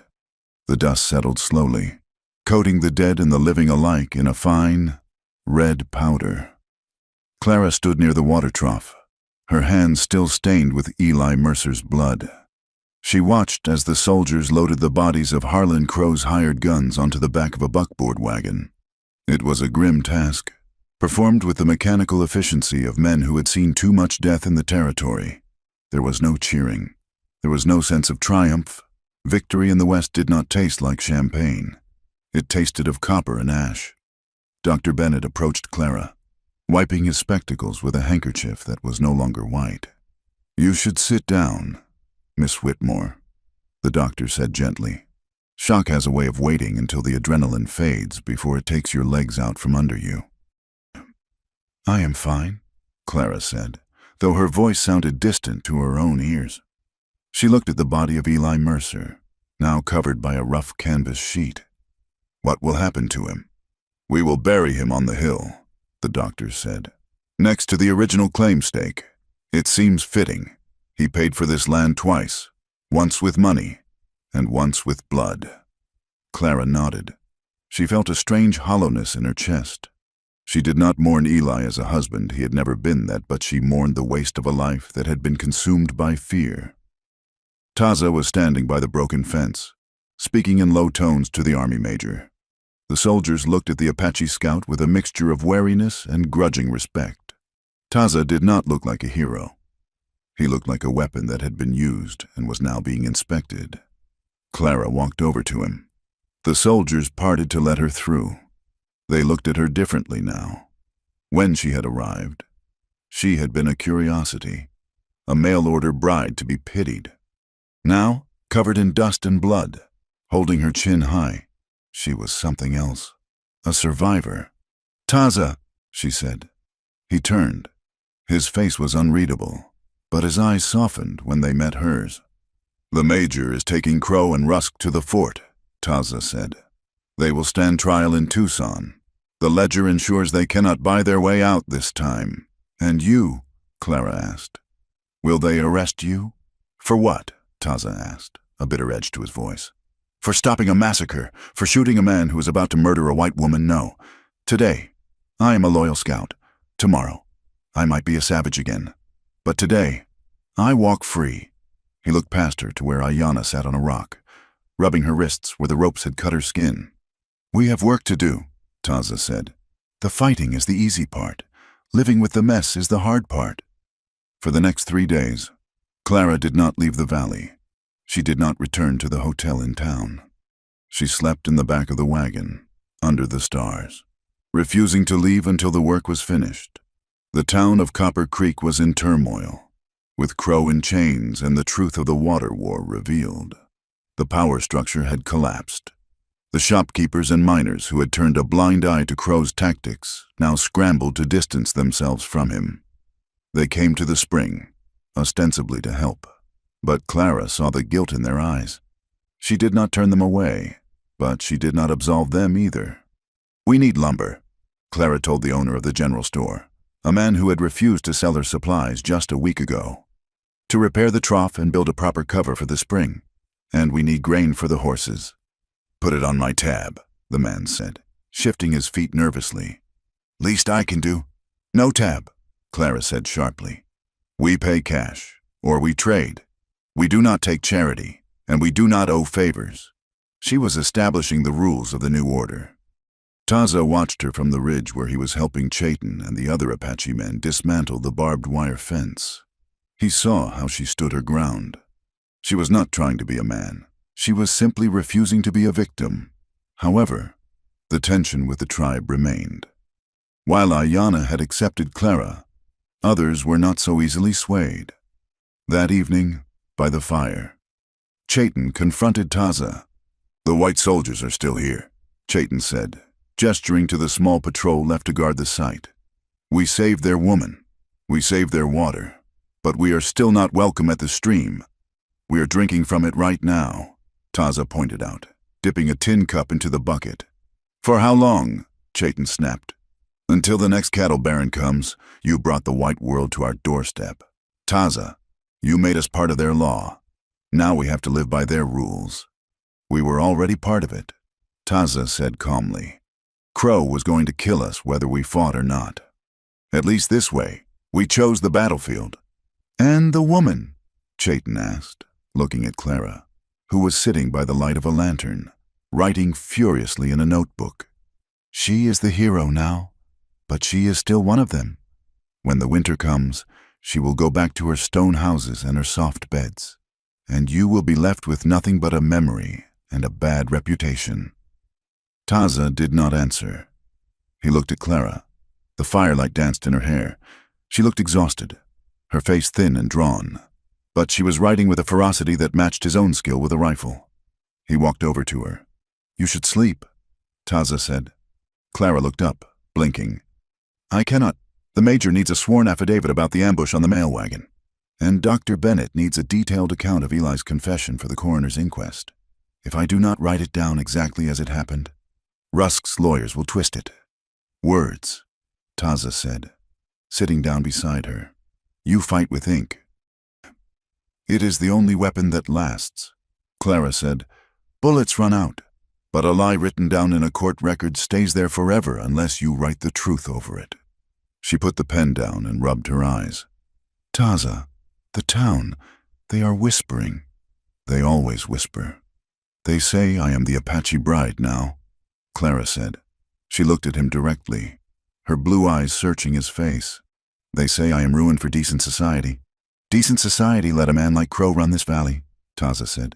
Being ruined by them is a compliment. Clara gave a short, tired laugh. Maybe, but Chayton is right. Isn't he? I saw him looking at me. I am a disruption. You are, Taza agreed. He did not lie to her. You broke the pattern. People do not like it when the pattern breaks. Clara turned her body toward him. The darkness surrounded them, creating a small, private world within the circle of firelight. And you, Taza? She asked. The question hung in the air, heavy and fragile. Am I a disruption to you, or am I just a storm that passed through? She needed to know. She had risked her life, her reputation, and her future. She had tied her fate to his. But the adrenaline of the chase was gone. Now there was only the quiet reality of two people from different worlds sitting in the dirt. I am afraid, Clara admitted, her voice dropping to a whisper. I am afraid that when the soldiers leave and the lawyers finish, you will realize that I am just a burden you picked up on the road. Taza reached out. He took her hand. His skin was rough, calloused from years of holding reins and rifles. Look at the spring, Taza said, nodding toward the water. It flows because it has to. It does not ask the rocks for permission. It does not ask the sun if it is allowed to be there. He looked back at her. I have spent my life walking alone. Taza said, I thought it made me strong. I thought if I had nothing to lose, I could not be hurt. But when I saw you standing on that platform, tearing that paper, I realized I was wrong. He squeezed her hand. You are not a burden, Clara, and you are not a storm. A storm leaves. You stay. Clara felt tears prick her eyes. It was not a flowery declaration of love. It was better. It was a recognition of her presence. But what kind of life is this? Clara asked. I have no home. The homestead is technically mine now, but I cannot farm it alone. The town hates me. Your people tolerate me. It is a hard life, Taza said. I cannot promise you safety. I cannot promise you that people will stop staring. I cannot promise you a soft bed. He paused, his thumb tracing the line of her knuckles. But I promise you this, you will never have to walk 10 feet behind me. You will walk beside me, and no one will ever sell you again. It was a proposal of equality, not ownership. In the West, that was rarer than gold. The next morning, the work of healing began in earnest. Clara and Taza organized a meeting at the edge of the property. They invited the leaders of the settler families who had been stranded by the drought, and they invited Ayanna representing the local families. It was tense. The settlers looked at the Apaches with fear. The Apaches looked at the settlers with resentment. Clara stood on a crate. She held the new deed to the land, the one the doctor had helped her file that morning via telegraph to the territorial office. This water belongs to the land, Clara said. The law says it belongs to me, but water that is hoarded turns to poison. We saw that with Crow. She looked at Taza. He nodded. We are drafting an agreement, Clara announced. The settlers may fill their barrels here, provided they do not fence off the access. In exchange, the settlers will provide a percentage of their harvest corn, beans, squash to the families in the canyon who have been cut off from their hunting grounds. A trade, a settler asked skeptically. With them. A survival pact, Taza corrected him. You have water, we have food, or we can all starve and die of thirst while fighting. It is your choice. It was a pragmatic solution. It lacked the lofty idealism of politicians, but it had the gritty reality of the frontier. Slowly, hands were shaken. It was not friendship, but it was peace. That afternoon, They buried Eli. It was a small service. The Reverend Hargrove from town, shamed by his previous silence, came to read a few verses. Clara stood by the grave, a simple mound of red earth marked by a wooden cross. She placed a desert flower on the dirt. "Goodbye, Eli," she whispered. "You found your courage in the end." Taza stood back, allowing her the moment. He respected the dead, even the ones he had despised. Death cleansed the slate. As the sun began to set, painting the sky in violent streaks of purple and orange, Taza signaled to Clara. He led her away from the grave, away from the spring, to a quiet spot near the creek bed where the cottonwood trees offered a canopy of shade. He reached into his pocket and pulled out something small. "Give me your hand," Taza said. Clara held out her left hand. Taza slipped something over her wrist. It was cool and smooth. Clara lifted her arm to inspect it. It was a bracelet, but it was not made of silver or gold. It was made from the brass casing of a large caliber bullet, likely a .50 caliber buffalo gun round. The metal had been hammered flat, polished with sand until it shone like gold, and bent into a perfect circle. Etched into the brass were crude but delicate symbols: a mountain, a stream, and a hawk. "It is beautiful," Clara breathed. "Where did you get this?" "I made it," Taza said. "From the shell casing that killed Rusk." Clara looked up, startled. "Violence is part of this land," Taza said quietly. "We cannot pretend it is not, but we can change its shape. We can take the thing that brings death and bend it until it is a circle. A circle has no beginning and no end. It is a promise." He touched the brass on her wrist. "This is not a chain," Taza said. "It is a reminder. You survived the bullet. Now you wear the strength." Clara ran her finger over the etching. It was a heavy symbol. It acknowledged the blood that had brought them together, but it transformed it into something protective. "I will never take it off," Clara said. "Good," Taza said. A rare, genuine smile touched his lips. "Because I do not have another one." Clara laughed. It was a rusty sound, unused for too long, but it felt good. "So," Clara said, looking back toward the town that was slowly lighting its lamps in the distance. "What do we do now? I cannot stay in that hotel. The stairs are too loud. And the camp is too crowded," Taza added. He pointed toward the north, where the creek wound its way into the higher foothills, a place where the desert met the pine forest. "There is a cabin," Taza said.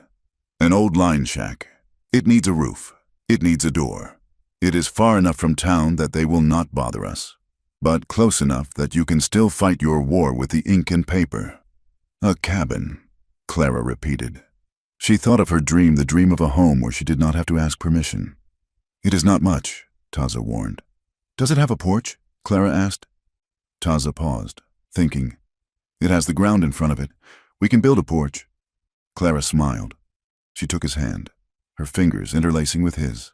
The brass bracelet glinted in the twilight. "Then let's go," she said. They walked back to the horses.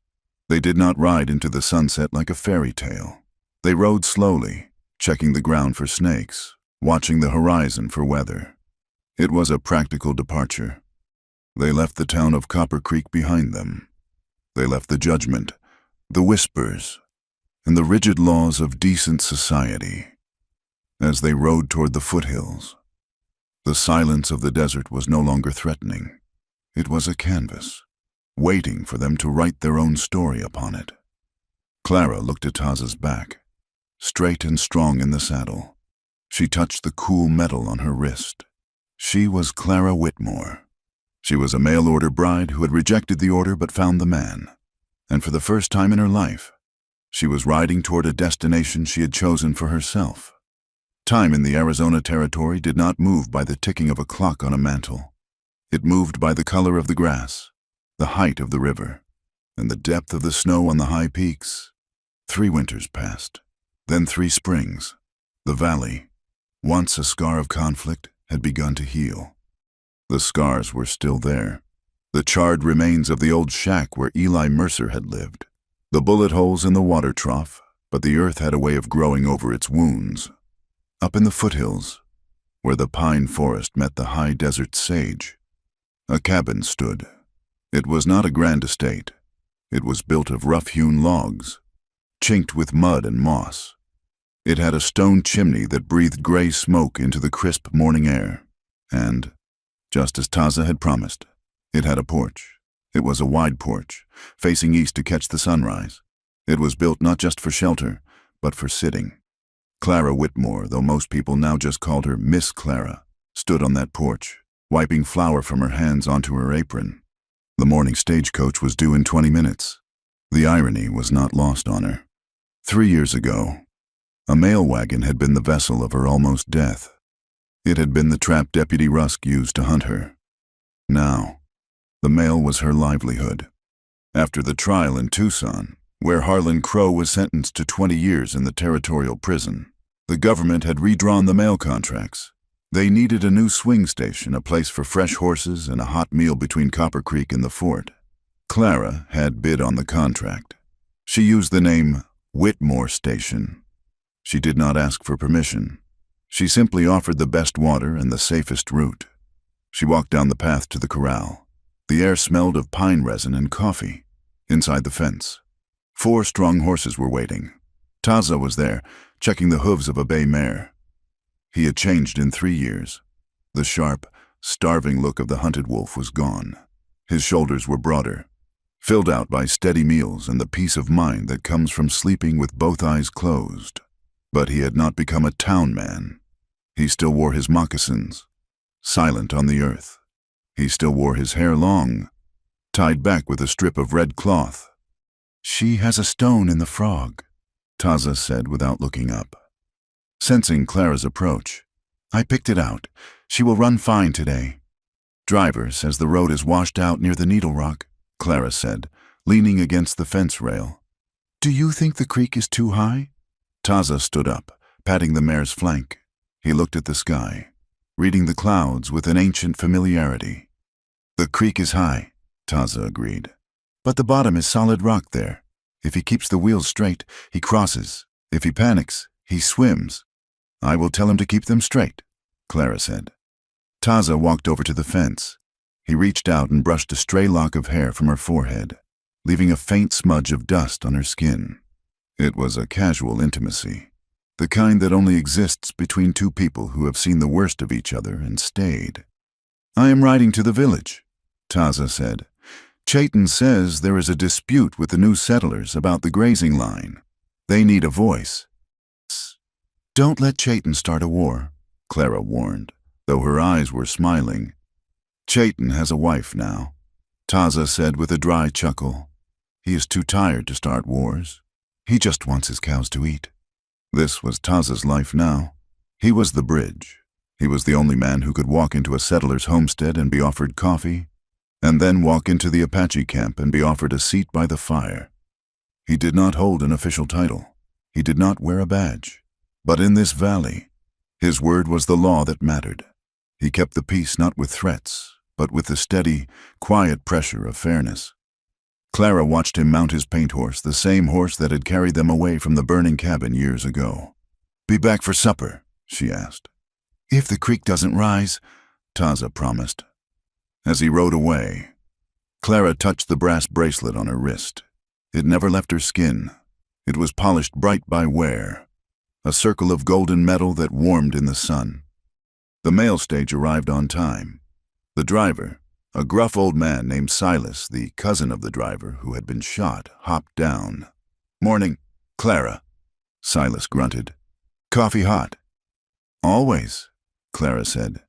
"Fresh bread, too." While the passengers, a nervous young couple moving west and a mining engineer, stretched their legs and ate at the picnic tables Clara had set up. The team was changed. The young woman looked at Clara. She saw the brass bracelet. She saw the way Clara handled the horses with confident, calloused hands. "You live out here all alone?" the young woman asked, her voice trembling slightly at the vastness of the landscape. "I am not alone," Clara said. "But isn't it dangerous?" the woman persisted. "With the Indians." Clara poured coffee into a tin cup. She looked toward the ridge where Taza had disappeared. "The only dangerous thing out here," Clara said softly, "is believing you own something just because you put a fence around it."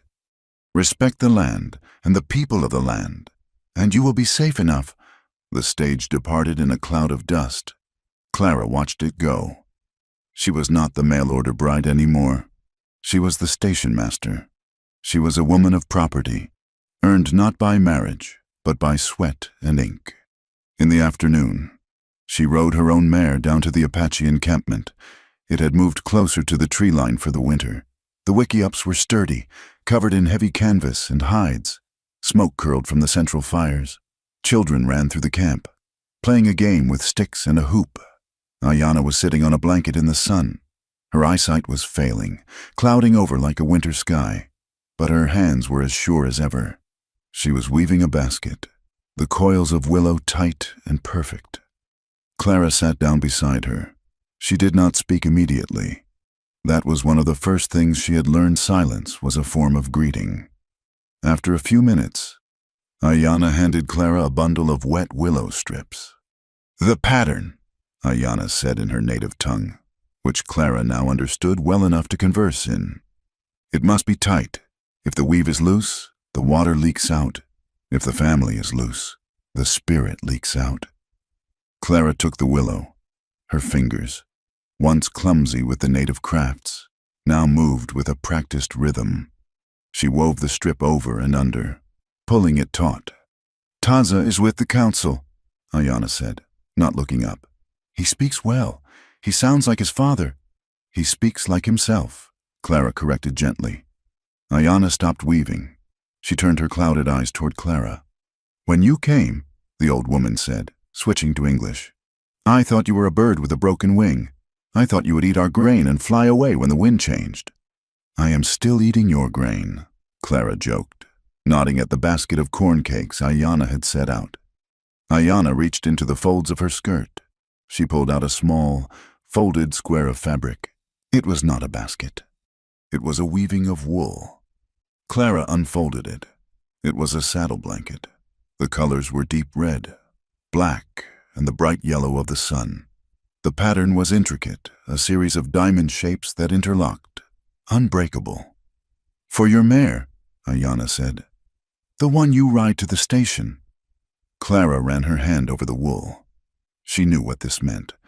In the Apache way, you did not give a saddle blanket to a guest. You gave it to someone who rode with the tribe. "It is beautiful, grandmother," Clara whispered. "It is strong," Ayanna corrected. "Beauty fades. Strength holds the saddle. You belong to this place now, Clara, not because you bought the land, but because the land has put its dust in your blood." Clara rode back to the cabin as the sun began to dip below the peaks. The sky turned a violent, bruising purple, streaked with gold. It was the time of day the photographers back east tried to paint but never got right. She found Taza on the porch. He had beaten her home. He was sitting on the wooden bench he had built, a bridle in his hands. He was oiling the leather, working the neat's foot oil into the dry spots. Clara dismounted and led her horse into the corral. She walked up the steps, the wood creaking familiarly under her boots. "The dispute," she asked. "Settled," Taza said. "The settlers will put a gate in the south fence. The cattle can cross to the water. The tribe will not cut the wire." "Compromise," Clara said, sitting down next to him. "Survival," Taza replied. He put the bridle down. He looked at her.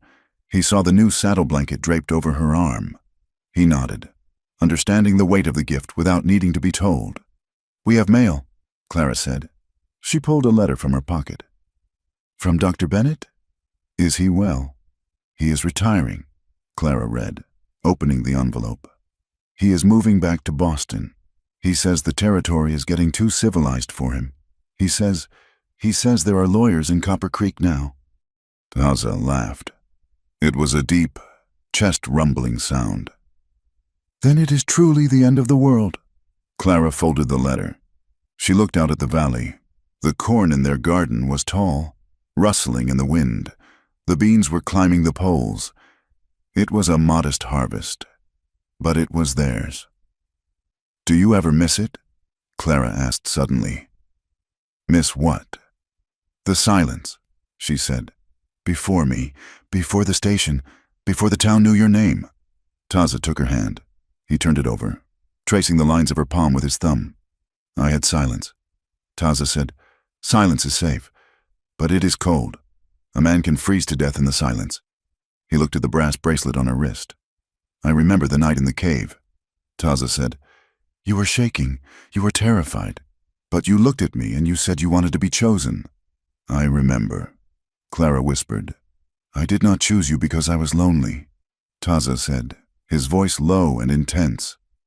"I chose you because I saw a woman who could walk through hell and come out holding a map to the future." He leaned in and kissed her. It was not the desperate kiss of the storm, nor the defiant kiss of the trial. It was the kiss of a husband. It was steady, warm, and full of the promise of tomorrow. "I love you, Taza," Clara said against his lips. "I am with you," Taza replied. In his language, it meant the same thing, but it carried the weight of presence. "I am here. I am not going anywhere."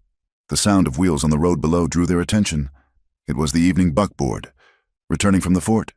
It was not an armored column. It was just a wagon, driven by a single man, carrying letters, newspapers, and packages. It rattled past their gate. The driver waved his hat. Clara waved back. Taza raised his hand in a silent salute. The wagon continued down the road, past the creek where the water flowed clear and free, past the spot where the fences had been cut. "A storm is coming," Taza said, looking at the northern horizon where dark clouds were gathering. "Winter will be hard this year." Clara stood up. She picked up the lamp and lit it. The flame flared to life, a small beacon of gold against the encroaching night. "Let it come," Clara said, placing the lamp in the window. "The roof is tight, the barn is full, and we are home." Taza stood beside her. He put his arm around her waist, pulling her close. They stood together on the porch of the house they had built from the ashes of a war, watching the night roll in over the Wild West. They knew there were no guarantees in this land. The drought could return. The hatred could flare up again. But as the wind sang through the pines and the first stars appeared above the mesas, they knew one thing for sure. They had chosen their life, and they had chosen each other. And that was freedom. Thank you so much for listening to the final chapter of She Was a Mail-Order Bride, meant for his brother, and Apache chose her within 10 minutes of seeing her. I hope Clara and Taza's journey touched your heart as much as it did mine writing it. Now, I would love to hear from you. Where are you listening to this story from? Are you tuning in from a quiet porch in Texas, a busy subway in New York, or somewhere across the ocean? Please leave a comment below and share your location and your thoughts on the ending. If you enjoyed this tale of the Wild West, please subscribe to my channel, Wild West Tales, and hit that like button. And if you really want to help these stories reach more people, please press the hype button. Your support keeps the campfire burning and the stories flowing. Thank you, and happy trails until the next adventure.